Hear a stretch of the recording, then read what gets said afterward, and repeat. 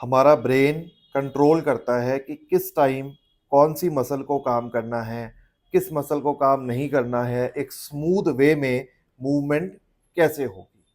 But in conditions like brain stroke, the inhibitory control from your brain it gets hampered. So जो muscles है उनको signal नहीं मिल पाएगा कि किस मसल को किस टाइम पर कितना एक्टिवेट होना है।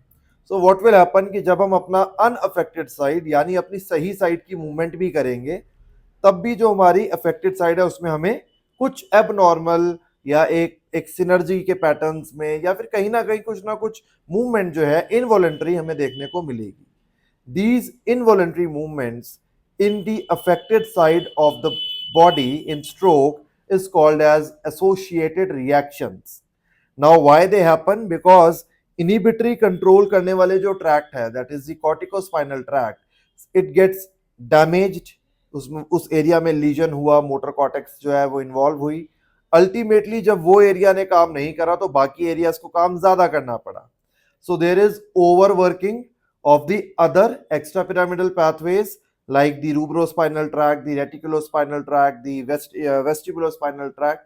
So जब corticospinal में दिक्कत हो गई, जो मेजर ट्रैक्ट था जो मूवमेंट को स्मूथली एग्जीक्यूट करवा रहा था, then other tracts they overcome their function, and then what happen at the end, there is overflow of the neural signal.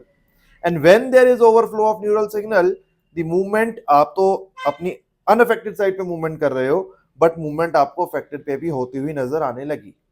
So this is always because of the overworking of the other pathways.